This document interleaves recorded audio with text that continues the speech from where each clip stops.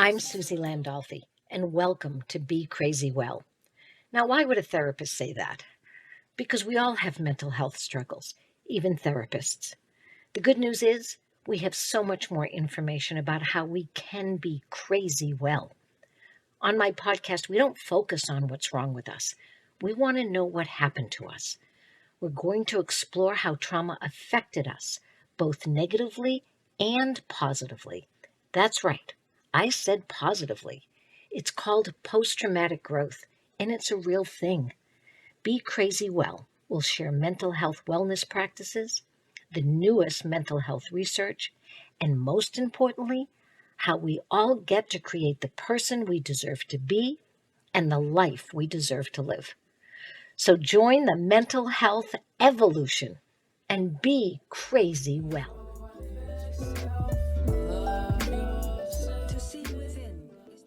Hi, everybody. Welcome to Be Crazy Well. And I couldn't think of anybody. He's actually probably more crazy than I am.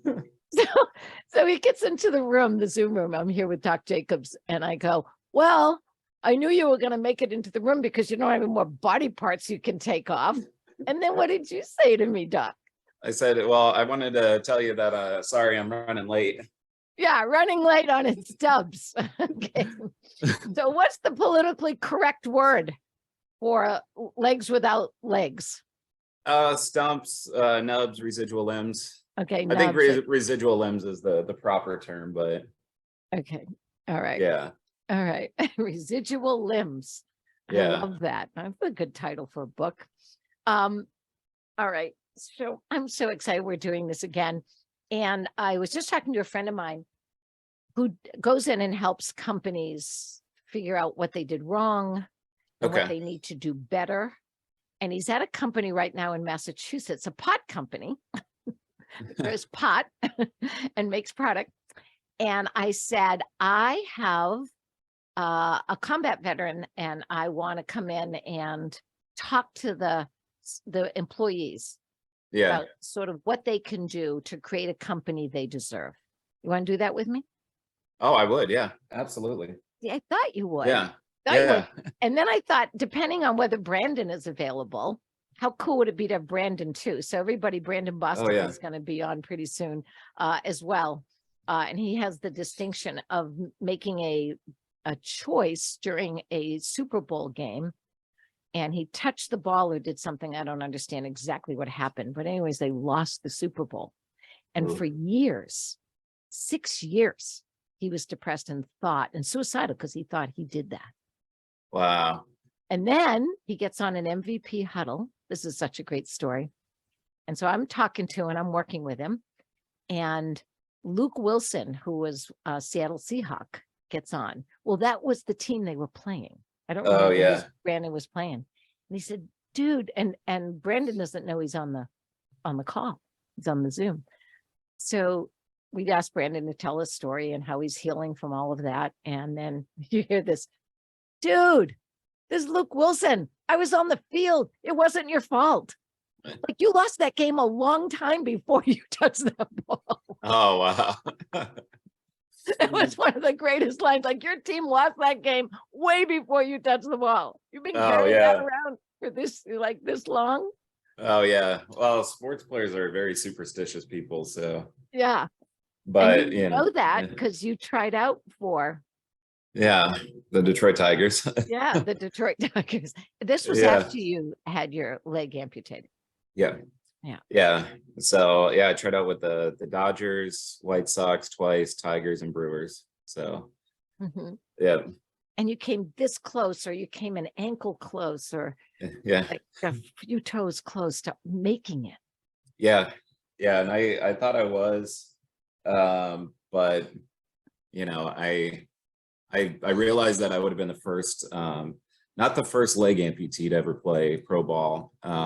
That was a guy named Monty Stratton who was with the Chicago White Sox, but he was already pro. So I would have been the first leg amputee to ever get signed.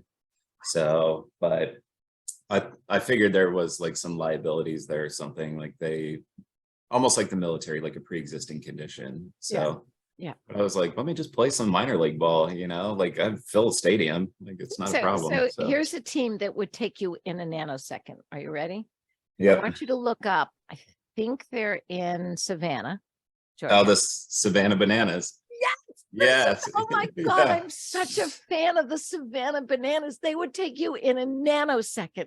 Oh, I'd love to play for them. Oh Okay, yeah. so Yeah. that's what we're gonna do. Anybody who's listening to this that knows the Savannah Bananas, we're gonna start to, go after them. Yeah. Not stalk them, but go after them, because I'm telling you, you would bring so much joy. Think of filling up one of their games with kids with amputee, with Oh yeah. prosthetics. Oh yeah. Just with any disability, really. Think about Yeah. you taking your leg off and using that as a bat, whatever. Oh yeah. I'm thinking of stuff already you can do. Oh yeah. Yeah, that would be fun. And you know, the disability world or people with disabilities world is a lot bigger than people think, you know. And when I was doing my tryouts, I think it was my second tryout with the White Sox, I was in Birmingham, Alabama, and I had this college kid, probably 20, 21 years old, and he came up to me and he said, like, he noticed my leg. I didn't like advertise it, I wasn't wearing shorts or anything. And so he noticed my leg and he came up to me and asked me if I could talk with him after, because he had a family member that was going through like a recent amputation. And so it's like literally everywhere I go, people are asking me to talk to family so-and-so. And I was at my son and daughters, they were doing the spring dance at their school. And this lady comes up to me and she says, "Hey, I'm sorry, I don't mean to intrude or to get too personal, but she's like, my so-and-so just had their leg amputated." And I probably mentor more people with disabilities that were not veterans than I do veterans, which is crazy. So Well, veterans lead the way. You know what I mean? oh It's kind of like, here's your new mission and being of service. I always say that you're not in the service. yeah. You're men and women of service. Oh yeah, That's absolutely. just who you are. You started out that way as a kid. Mhm. Most veterans serve their family because they have to, because families Yeah. are struggling, right? Oh yeah. Yeah. Yeah. Well, and the fact that, there's so many out there, so many people out there that need help, whether they're, veteran or not. And, it's like I've gone through this and I've been part of the people with disabilities community for 17 years now, which is hard to believe, but You're a it's goat. You're yeah. an OG of the disability community, right? Yeah, it's like, everywhere I go, and I became a certified peer visitor through the amputee coalition in the VA. So, I do that. I even get requests from other cities. Like I got a request the other day from a guy in Seattle, and they're like, "You don't have to fly up there. We just want you to set up a Zoom call and talk to him." Okay, cool. So, literally all over, people need help. And so, like you said, we're service men and women of service. And my other thing is I try and mentor a lot of veterans that are struggling with PTSD and the not just PTSD, anxiety, depression, and reintegration into society. And a lot of them are like, "Well, I don't know what to do. I used to be this badass, and I used to kick indoors and shoot terrorists in the face." And I'm like, "But you're still a badass. Like that never left you. You can continue service in your community still. You don't have to like go overseas and fight the bad guys. Like there's things to do here in the community. Like just go pick up trash on the road, something." And there's metaphoric doors Yeah. that need to be kicked in, Mm-hmm. right? There's all kinds of social justice and issues that Oh are yeah. doors and Yeah. ceilings. And there are people that would like to keep people out, or people that would like to hurt other people or overpower them. So Yep. the metaphoric fight is actually more important than the specific fight. Oh yeah. I kick down doors and like, well, look at all the other doors you could break in that are just metaphoric doors. Oh yeah. Yeah, absolutely. And there's so much to be done in this world. And there's, just, yeah. sorry, I keep looking at my view outside. I don't know if you guys can, Yeah, I can see it. Oh my, where is that? Well, I don't even know where you live. that's North San Diego County. So Ah, yeah, beautiful. that's my view every morning. My shades automatically rise 30 minutes before the sunrise. And so, oh, it's beautiful. Oh my So, God, that's the best. yeah. Well, listen, some people will know that you were on before. Yep. And I had to have you come back because, as you always do, Doc, you one up yourself like all the time. Like you do something, then you go, "Oh, I can do that better."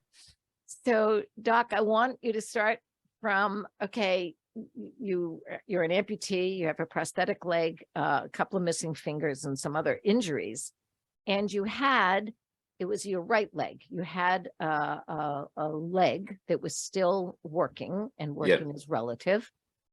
And recently you did something else. So start somewhere around that. Okay. So just a quick back brief. So I was injured February 25th, 2006 by a roadside bomb. I was in Ramadi, Iraq. I was 2 weeks away from being done and home. So by the time I got into the surgical unit from the ICU, my team was, or my unit was already home and going on post-deployment leave. So like, that's how close we were to being done. And so. And you're a medic. Yeah. So I was a combat trauma specialist. And so I did what I had to do over there. I earned a Bronze Star with Valor. And then which I'm contesting that still, but whatever. That's a whole nother conversation. So I did 2 years of recovery. I had my left leg amputated 8 months after the injury. And from total time, I did 2 years of recovery and then went back to full duty, that whole thing. And overall did 8 years of service, 6.5, which after I got injured, and then go on into deciding to get out. And then with not re-enlisting, get out, accept medical retirement, and then went on 2 weeks later, got an invite with the Dodgers, tried out for the Dodgers, White Sox twice, Tigers, Brewers, all that stuff. And then I got into government contracting, and which was, kind of fun, doing World War II battlefield recoveries, which I still do. But now I'm like senior medic, so I deal with all the logistics and stuff. So I'm not a field rat anymore. But so I do that. And after so many years of this limb salvage, so like I said, I had my left leg amputated 8 months after. So initially, when I first got into the hospital, the ortho surgeon wanted to chop both my legs. Like, they were that bad. My right leg was so bad that part of my foot was blown off. One of my metatarsals was obliterated. And then I eventually had my third, fourth, and fifth toe amputated. My first and second toe were fused and not movable. My midfoot was fused. And then my heel, I had my calcaneus broken and shifted over and fused in place. And then my Achilles tendon, I had that done up too. My ankle was all jacked up. And so a couple of years ago, I had to have microfracture on my ankle, and that failed. So then the VA sent me out to UCSD, and then UCSD did a partial talus replacement. And then that ended up failing too. My body wasn't accepting the graft. So I was literally down to 2 options, which was fusion or amputation. And so I said, I don't want to waste any more time. Like, let's just chop it and go. So November 22nd of this past year, I got my souvenir. So my hospital stay souvenir. And I think since being in the hospital initially, that was the longest that I've been down. And that was like a dark, depressive state for me, like, to be honest, because. Yeah. Please talk about that, because that's important to honor. Yeah. And learn from. yeah. Well, like you said, I always try and one up myself. Like, I'm always in competition with myself. Right. And I I hate to say it, but my resume is just like stacked, right? So, but I don't even go back and look at my resume until I need to update it, because it's like, what's next? What's next? What's next? It's like the military. You know, okay, that mission's over. Let's not think about that one unless we need to learn something from it and then move on, right? So that's kind of how I feel. It's like, all right, well, you know, hey, wrote a book. Guess what? I'm going to write another one. I'm going to write another. I'm going to write another, and so on and so forth. And so it's, you know, okay, well, I helped all these nonprofits form up and helped run them, and you know, whatever. And then so I started my own and I run that one. And so then I'm helping a friend start another program to employ wounded veterans, and I'm the test pilot. So it's, I'm always go, go, go, right? So when I had my leg amputated, my right leg amputated, I was down for the longest time since I was initially in the hospital. And that like drove me mentally crazy. Yeah. Like, So let's talk about driving you mentally crazy, since that's my area of expertise. yeah, yeah, I help drive people crazy. I've done that before in my life. yeah. Now I'm helping them on the other side. And I used to drive myself crazy. And what happened for me was the trauma of my childhood was really what was driving me crazy. Yeah. So this idea that the more I did, the better I'd be. So I had to change that thought process, because I'm like you know, I do so I don't have to think about something. Like I'm a human doing, not a human being. There are people that can literally just be, and I can't. I'm gonna do it, right? Does that sound familiar? Oh yeah, absolutely. Yeah, Absolutely. So, Like I can't sit still. Like, I mean, I can, but yeah, I have to be still doing something. right? Yeah. So, And my wife gets on me all the time, because if I take a nap, it's only 20 minutes and my brain is just like, let's go. We got stuff to do. Let's, yeah. And is she more capable, just before I go on to this idea of like that dark time and how depressed you were, is she better at being a human being? She's More balanced? I want to say more balanced. She's a sheriff's deputy. So when she's not at work, she just wants to relax. Yeah. So yeah. So and don't you marvel at that? Don't you just look over at her and go, how do you do that? Oh yeah. I'm like, you're amazing. I can't. I marvel at people like that. I mean, that's a freaking superpower to me. Oh So yeah. I want to go back to depression and dark. Yeah. It's interesting about dark.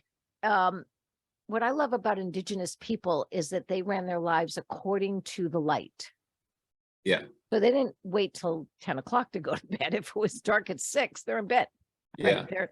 And they would get up at 4 or 5 whenever the light was there, because they understood this idea that the dark is to rest and the light is to be able to do things.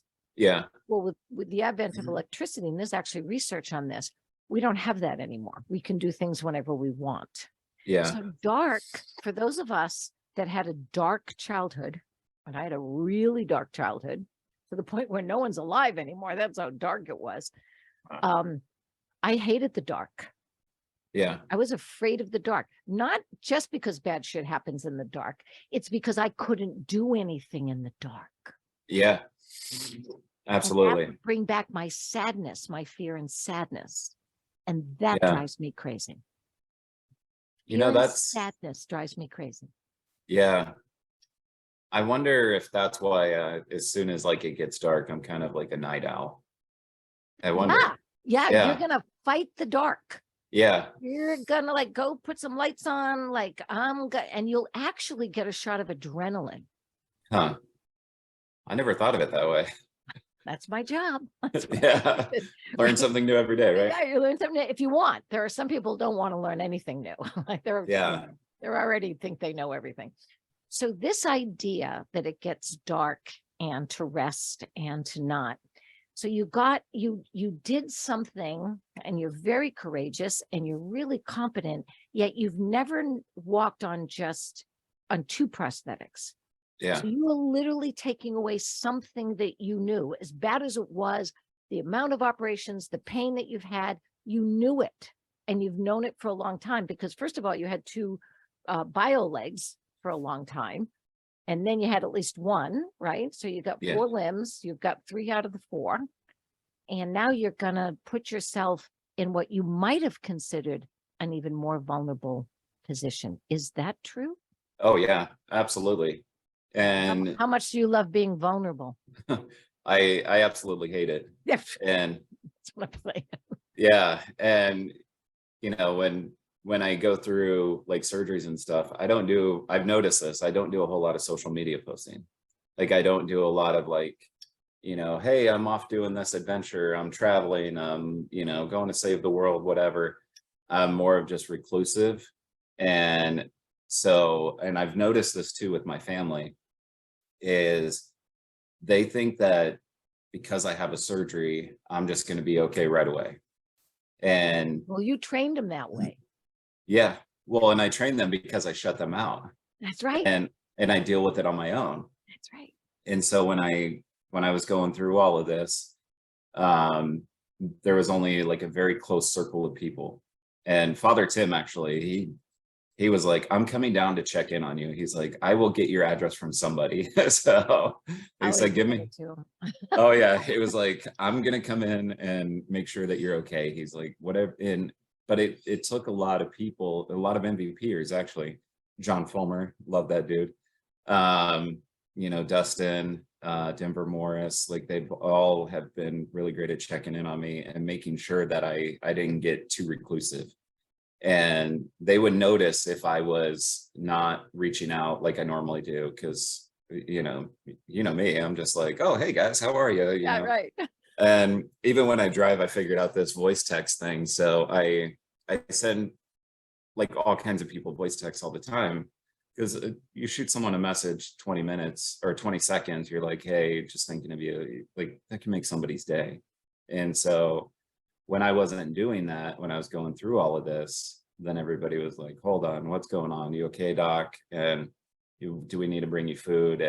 But I didn't want people to see me that way. And to me, that's just how I've always been with my injuries. And whether it was just like a toe surgery. I think you did it. I think you did it as a child too. Oh, 100% I did. Yeah. And coming into this, I was thinking about a lot of the things that I did as a child, or that was done to me.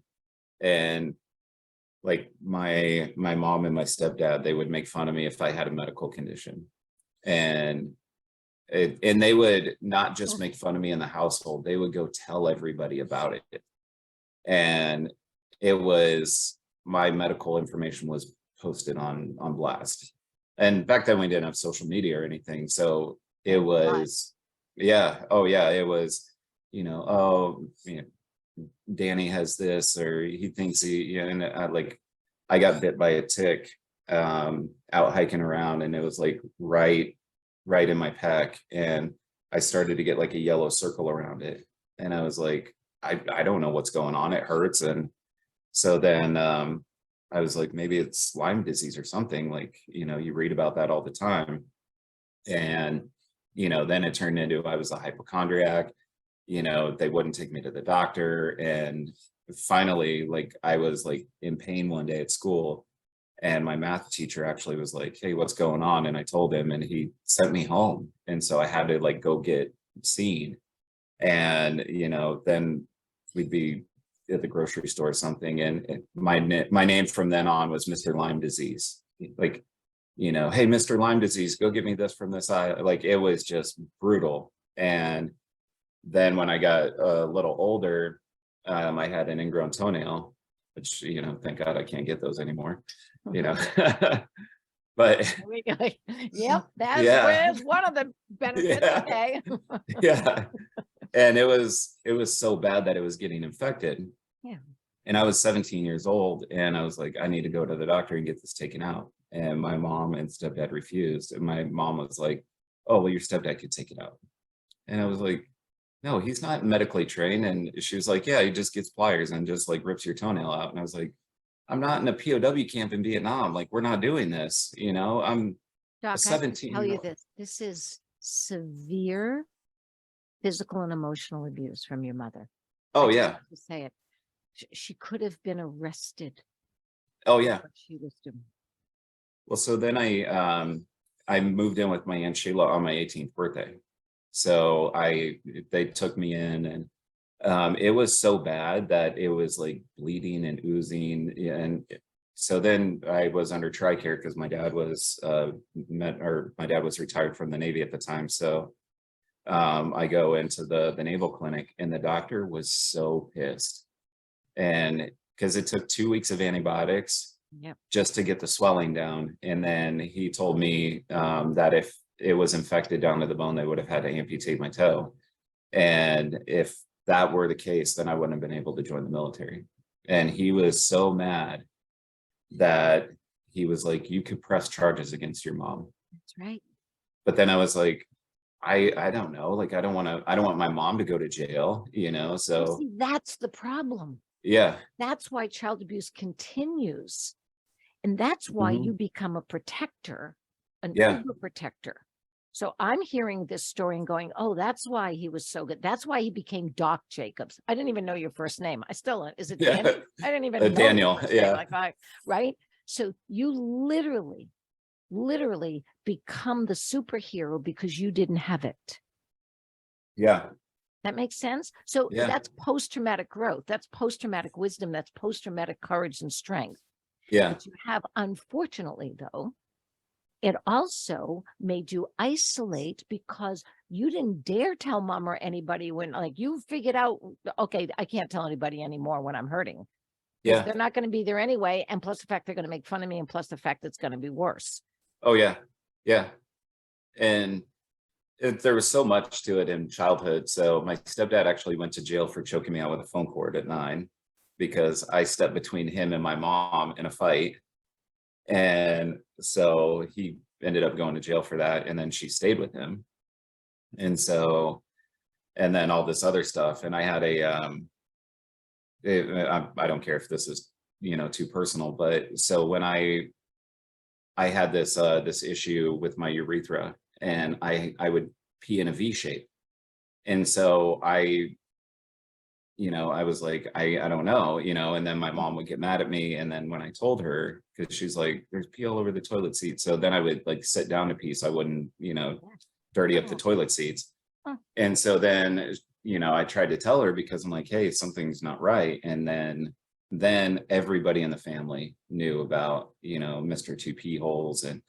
And then come to find out later on when I went to Navy medicine, I eventually had it fixed. And it was just, I guess like a developmental, like, skin thing. And then got it fixed. And so I told my mom that. And she was like, oh, it must have been your dad when he pulled the circumcision ring off you when you were a baby. So just blame my dad. And well, wait, let's just not hold off the circumcision. What did your dad do? that's what she said. Like but it wasn't. It I may asked not have my been dad true, about it. right? It may not have been true. Yeah, In and fact, she would say that. yeah, and pointed the blame on my dad. And Mhm. so it was just, just one thing after the other. And the whole family, was just like, they knew about every single medical condition that I had, whether it was like a severe thing or minor, whatever. And so yeah, when now when I have surgeries and stuff, I get reclusive and I just don't talk to people about it. And you're good with your dad now, right? Oh yeah, my dad, I've talked with him about all this stuff, and he was just wanting to be a dad, but my mom had shut him out. And more mental and abuse there. She tried to play us against him. And my dad was in the Navy. He was a quartermaster, a ship's navigator in the Navy. So out of his 20 years, he's had over 13 years at sea. And, that's the job that he had to provide for my brother and I. So, but then my mom would just say, oh, well, your dad, he's never made it to any of your baseball games. And I'm like, well, you took us from him, first of all. Yeah. And then he's stationed in Hawaii on an aircraft carrier. So he's going wherever the Navy needs him. And so, my dad has always been loving and supporting. And, I've talked with him about it, and he was like, don't you think that I've sat there and cried about how many times I've missed games? And Oh, I can't even imagine. Yeah. And he's here now. yeah, Yeah. And Oh he's yeah. And still young, and he's here, and he's got grandchildren. oh yeah. You know, And so is that change for you too? Like, so one of the things I say, you're at risk of doing to yourself and others what was done to you. So you oh yeah. did some to yourself, meaning I'm not going to ask for help because that was never given to me. Yeah. And yet you're a dad. And so you're now going to take off your other leg. How did you navigate that with your children? You also Yeah. had to navigate a divorce, Yeah. done, and remarried. What's different? Like, how did you do that? So for me, the biggest thing was communication and being open and honest. And so when navigating with even through the divorce, the marriage settlement agreement, everything, telling the kids, hey, yeah, instead of berating my ex and whatever, it was, hey, we sat them down together and said, sometimes things don't work out between people. Everything's going to be okay. We both love you. We're going to be here for you, loving and supporting 100%. And co-parenting has been phenomenal. And so things have just been great with that. And then even with every surgery, I tell my kids, hey, daddy's going to have his right leg cut off and things will be different for a while, but I'm going to be back up and things are going to be perfectly fine. And, here I am yesterday going to my daughter's softball game, carrying her like massive catcher's bag and, carrying that down on the field for her and with my 2 prosthetics, and it's like, that's what I promised them. And so even like for my dad, he's retired. He's double retired now. And then, so my brother works for United Airlines. So my dad flies for free. So my dad, every time I talk with him, he says, if you need me, I'm on the next flight. And I mean, literally, if I go on a trip somewhere, like I'm going in June to go do something for Gary Sinise Foundation. And he's like, I'll come watch the house and the animals. Like it just always there, no matter what I need. And, and then it comes full circle because my mom talked all of this trash about my dad and, this and that. I can count on this hand how many times my mom has seen my kids. Yeah. And my daughter's almost 10. Yeah, she's too traumatized herself. And when I say you're at risk of doing to yourself and others what was done to you, you're at risk of doing worse. And you already did. So whatever happened to her, she upped it. Oh yeah. Yeah. And it's just sad because she lives 4 hours away. I know. It's and there are some people that cannot recover from their trauma, what's been done to them and what they've done to others. There are people who cannot recover. Yeah. And I feel terrible about those, and we have to protect ourselves from them. Yeah. Oh yeah. And I've made a vow to be a better parent, which obviously that's the bar is not set too high there for my mom. And so it's crazy because I already have been a better parent, but breaking that generational cycle is the key. And it's really sad because my brother and I we've become successes. So my brother, he's been with United Airlines for 16 years. I think he's like 2 classes away from a master's degree. He's a purser. He just finished his purser training, so he's like lead flight attendant now. He's in the union.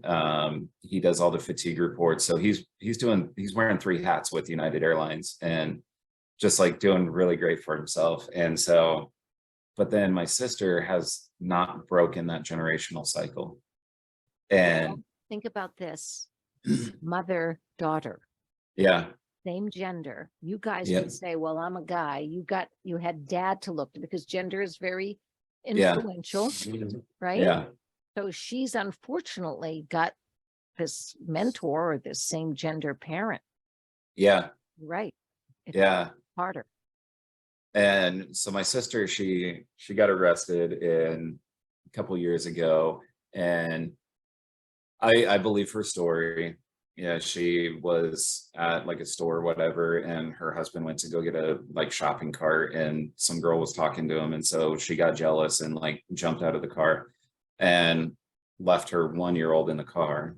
Well, Texas, they don't take kindly to that stuff. And I mean, you shouldn't leave a kid in a car anyways, and so some lady noticed that and opened the door, got the kid out, called 911. And so then my sister and her husband were investigated, and, CPS, like everything.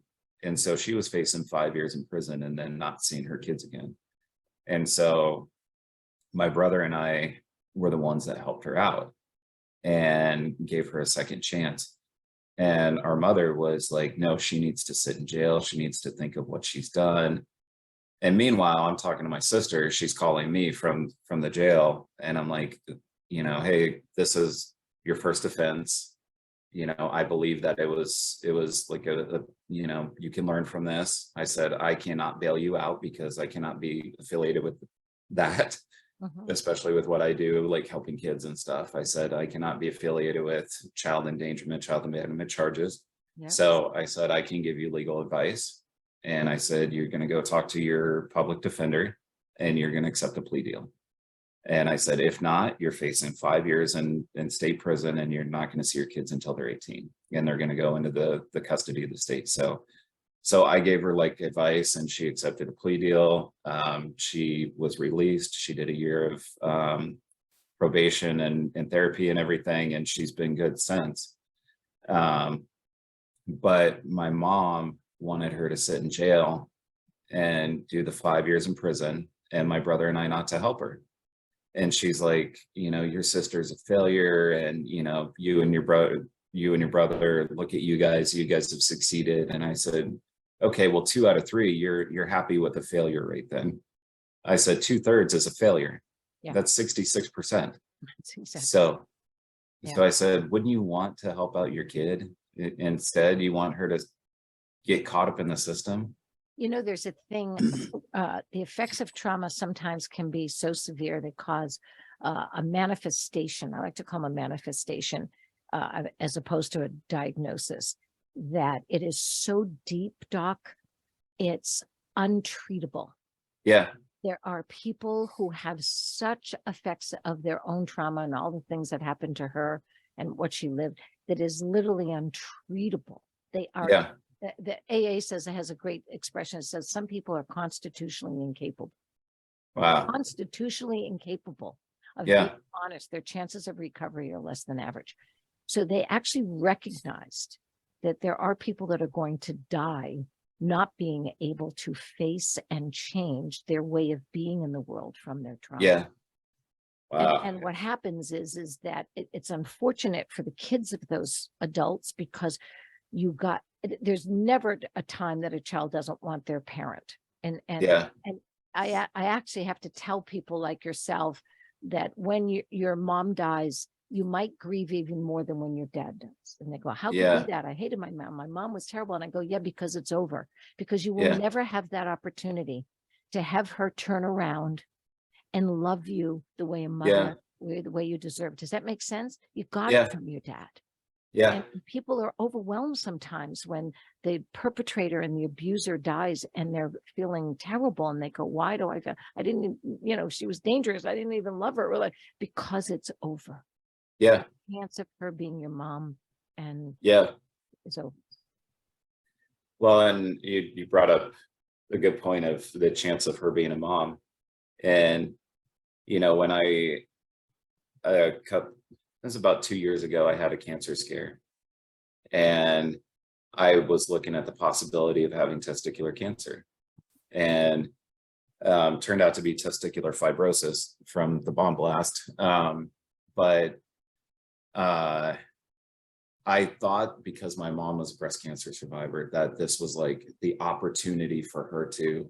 You see that hope, that childhood hope, like maybe this time. Yeah. So I didn't tell anybody. And, when the doctor says this is either an infection or cancer, and, he's like, it's not infection because you've done course of antibiotics. So we don't know what else is going on. So we're going to have to go in and remove it and biopsy. And so I I wanted my mom, I wanted to give her that opportunity. And so I didn't tell anybody else. I called her first, and she offered a little bit of like support on the phone, and then there was no follow-up. There was no, yeah, hey, how are you? And even when I had the testicle removed and biopsied and I was waiting for the results, there was nothing. There was nothing there. And so I was just like, you know what? I have to wash my hands of this. I gave her one last opportunity, and Right. yeah, and so it's, And yeah. you get to grieve that.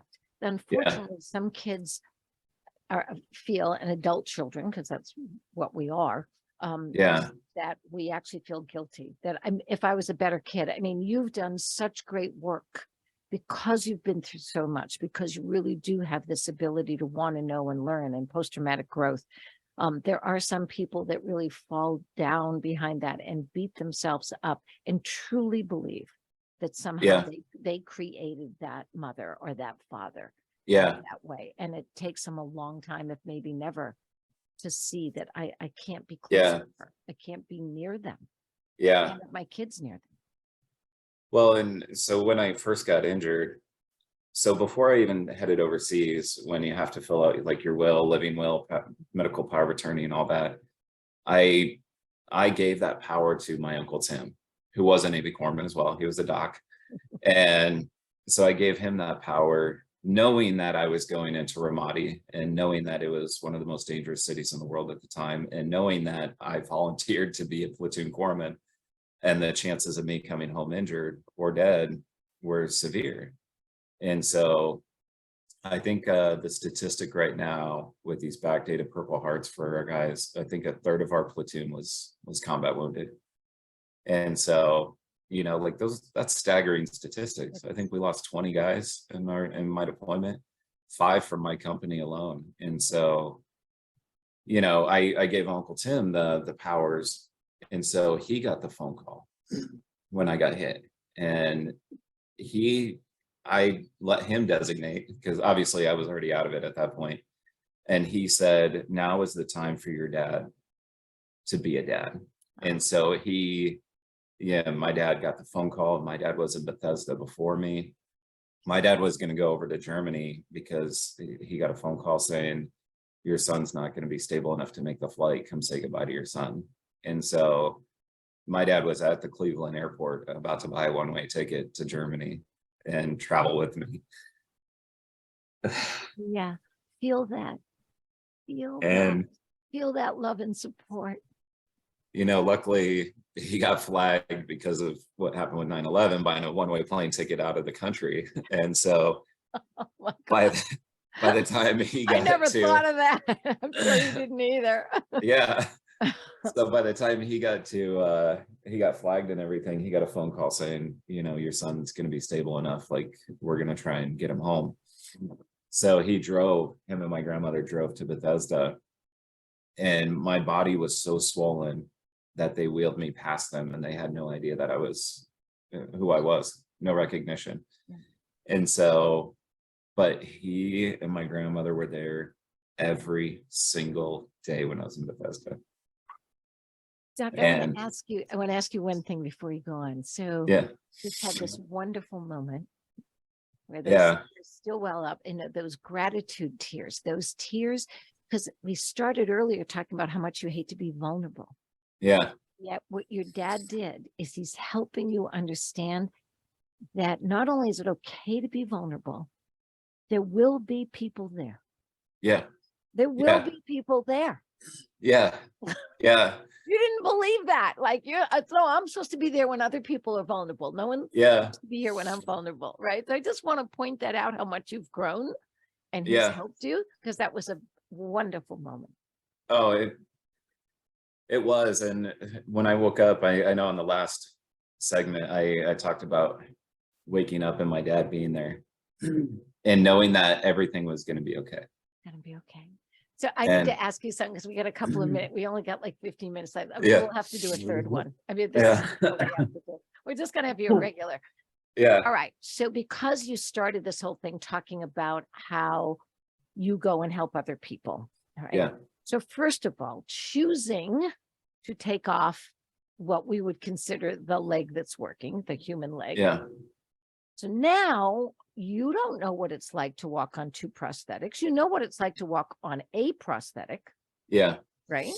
You know Yeah. what you need to do with your body. And I one of the things that is always, like, I've been so enamored with what you do is you have decided that the rest of your body is more important to take care of than the 2 prosthetic legs. What I mean by that is, you know that those 2 prosthetic legs will work better Yeah. if your core, if your shoulders, if your neck. So everybody, when he's on the MVP virtual huddle, he joins us on a freaking treadmill or a rowing machine. Like, we just get to see him like move. He's moving all the time. I just go, what's he doing now? He's running while he's on the treadmill. Please talk to people with bio legs and people with prosthetic legs, the importance of the whole body health and how you've been able to dedicate yourself to your own health.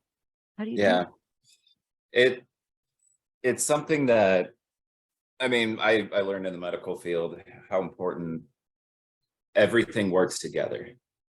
Everything. I mean, your core, obviously, the term there, core, but your lower back, your whatever you can in your legs, your quads, your glutes, you know, your hamstrings, IT bands, everything is so key.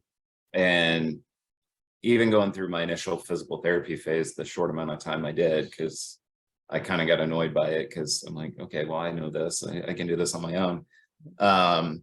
You know, they would have me doing the UBE, the upper body extremity bike. And, you know, I'm just like, well, this is boring. I don't want to do this for 30 minutes, but it's just getting your body moving, getting the blood flow, because all of those muscles and everything, they need the blood flow. So when I had my right leg amputated, I have videos, I think, on my Instagram of me without the prosthetic, just doing the rower machine. And I wanted to show people how important it is. And you don't even need, you know, a prosthetic to do it. Like, with one leg, just with one prosthetic leg, just doing that. But it also helps with the mental health aspect too, because you're releasing all of that stress, anger, depression, anxiety, and you're feeling good about yourself. You get that workout, you can get all the, you know, endorphins going, and you're just like, yes, I feel good. And so everything works together. And I believe there's a saying, something about how the mind, you know, follows the body, or the body follows the mind. And it is so important, because just moving your body, getting out, doing something, feeling productive, and whether it's a quick 20-minute cardio session, which I think that's what the American Heart Association says, 20 minutes of maintaining a heart rate, I think above 100 beats per minute or something. So just how key that is. And for me, working out is like one of the best things. And, you know, I don't do it to be like, oh, look at me, look at me. It's more of just like, I feel good. And I know that if I feel good and my body is working as one, then it's going to be less pain and less stress later on. Yeah. You're making an investment in yourself. Yeah. Yeah. Was it harder, easier, or about what you expected walking on 2 prosthetics? Honestly, it was easier. Yeah. And it was easier because it was less painful than what I was dealing with before. Oh, yeah. Which is crazy to say, right? Well, but you're also saying that pain wears us down more than having something removed and replacing it with something else. Yeah. You know, the pain will literally draw, you know, physically, emotionally, intellectually, spiritually, will drain you. Oh yeah. Yeah. It will, like, fully drain you. And it creates a lot of doubt and a lot of self-doubt too. Yeah. It'll cause a lot of depression. So now you are at one time you could get up out of bed on the Yeah. prosthetic leg, right? Or put Yeah. the prosthetic leg on. Yeah. And you got the other leg though, but you wouldn't have to put the prosthetic leg on. You could literally hop, you could move. Am I right? Yeah. With the prosthetic. Now you're in bed. Yeah. What's the difference? Like, tell me where you did have to adjust. How did your sense of humor, how did your family adjust? What are some of the things you had to come to terms with? So the funniest part was my family, the size difference of the residual limbs. So my right leg was just like massive for a while until I could get into shrinker socks and start like shrinking down the residual limb. And I mean, it might be hard to tell right now, but this is my left leg, Right. and then this is my right. So the size difference still. There's still a size difference. That's why I Yeah. can see it. And this is my second socket. So, you know, they would just be like, oh my God, it's like so much bigger. Like what the, and it's gonna shrink down, you know? And so, There's but a conversation most of us don't have in our family. Dad, yeah, right leg is yeah. way much bigger than it should be. Oh yeah. And then now it's I want to get like the little stumpies and just like run around the house and just Please. like run behind the couch like like I'm in a horror movie. Wait a minute. I'm going to tell you, that's how I live. I'm only 5. Yeah. Yeah. Please do that. And I just want us to videotape that. I mean, that's Yeah. right. That's going to be the best thing ever. They're called Oh, little yeah. people. So you could be a little person and a big person whenever Oh, you yeah. want. I mean, Oh yeah, I think could about be that. 6'3" if I want, or Exactly. yeah, That's awesome. Or you could be uh, our height and smaller. yeah. Oh, all right. Well, Your and sense then of humor is oh yeah, remarkable. my favorite line when people ask me, they're like, "How much did you lose on your when you had your leg chopped off?" And I'm like, 1 foot. So, Oh God. So when people meet me and they go, oh, you look much taller on Zoom. And like, I didn't realize how short you are. And I go, well, I'm the same height as everybody else when I lie down. yeah, That's all that yeah, counts. yeah, exactly, right. So, and I want to say one of the biggest like transitions now is getting out of bed. And That's why I said that, yeah, right? so I used to obviously when I had a leg, you could use that as like almost like a prop or kickstand or something, and you just kind of push yourself up, or you know, you can push yourself out. Now I have to like almost do like a sit up, and so I'm just like, and then putting on all of my liners and you know all that stuff is super easy. But right now I'm still in like a big shrinking down phase. So on the right side, when I wake up in the morning, and my residual limb has gotten a little bigger from the swelling still. So getting into the prosthetic in the morning, it kind of takes about a minute or two just to adjust. And my left side, I'm just like out the door with it, you know, which I think I've been in this socket for, which, you know, huge Metallica fan, for over a year now. I've been in that socket. So eventually I'll get to that point on the left side, or the right side.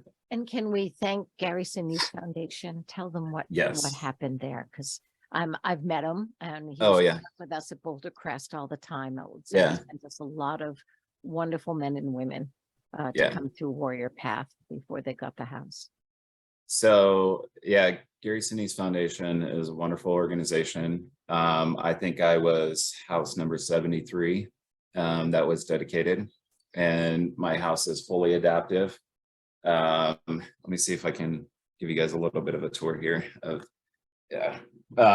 So it's a fully adaptive smart home, and I have and the cool thing is when I got the call and I started doing the development phase of everything, the foundation, I still had my right leg at the time. The person who was in charge of like designing everything, they knew that my right leg was a limb salvage. And so they were like, you know, let's prepare for this to be, you know, so that's my shower. I have a heated shower bench, and it's a his and hers. And then I have like a deep, massive jacuzzi bathtub, which helps with like phantom limb pain and everything. And then even the bathroom, itself is just like fully adaptive, and with all the like handrails and everything. So yeah, the whole house is just like spacious and full ADA compliant, everything. So when I was going through the process, sorry, that's my stepson's bird yelling at me. Oh, good. But yeah, so Ah. yeah, just massive, yeah, everything. Mhm. So but this gentleman, he was like, okay, so your right leg's a limb salvage. What's the probability of you losing it? And I said, well, pretty high at this point. I'm down to a couple surgeries. I gotta, and I was trying to make myself, I know we're running low on time here, to make myself wait until I got into the house to have these surgeries and stuff, but they allowed me to prepare and plan for a life of a double amputation. And so that's huge. And I want to say thank you to Gary Sinise and his wonderful foundation for that, because I've been able to heal in comfort and peace.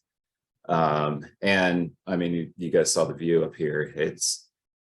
I'm on like 2 acres up here and the mountains, and it's like a lot of agricultural area. So it's pretty peaceful and quiet, and yeah, which allows for good healing. It sure does. And I want to say something, one of the biggest joys in my life, having worked at Warrior Path and Boulder Crest and meeting all of you wonderful men and women of service, and was knowing that putting a double amputee up on a horse Yeah. and letting them know you don't need legs to ride a horse.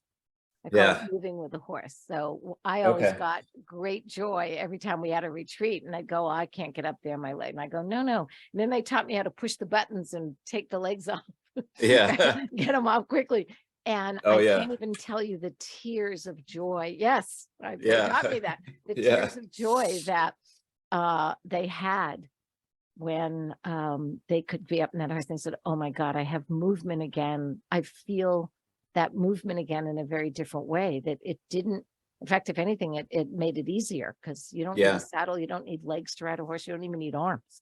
Yeah. You just need some core strength and the ability to move with the horse. Yeah. Well, and I want to say something real quick before we gotta hop off here. So with that, I've noticed that the only limitations we have are the ones we've placed on ourselves. And so when someone says, oh, well, I don't have legs, I can't, yeah, you can do anything. That's true. Yeah. Because what you can perceive in your mind, your body will follow. So, yeah. Thing. Yeah. All right. So I want to do it again. Yeah. I want to do it again. Yeah. Because, and what I would like is, I would love everybody who wants to ask you a question. People who want to have more information about how you navigate this, how you keep, I call it training, because you know how to train and retrain, so that you create the man you deserve to be and the life you deserve to live. And the wanting to know aspect of you, how you keep growing and you keep wanting to know. So you grow and want to know, and then you know and you grow. Yep. And so let's do that. Let's get the audience involved and say, this is your chance. So what we'll do is I'll let them go through us, through Coming Home Well. And of course, the podcast is Be Crazy Well. And they can send me all kinds of questions and information and that, and we'll let people get all your wisdom.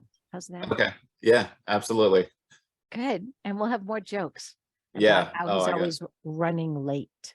Yeah. Doc runs late all the time. I think he ran late when he had 2 legs. That's just how he's doing so much. All right. Doc Jacobs, such a blessing. I can't thank you enough, and I can't wait to do more with you. And I'm coming down there. I'm putting you on a horse, and you're gonna move with that horse like crazy. All right. Yep. All right, everybody. Well, thank you for having me again. Bless you. Be Your Best Self, written by Calvin Love. That's our theme song. And now I can just put a picture of Doc Jacobs there. So you'll say, oh, that's about being your best self. Because see, that's his picture there. Yeah. I can just do that now. Yeah. All right. Bless you. And I'll talk to you soon. All right. Thanks. Bye. Love yourself.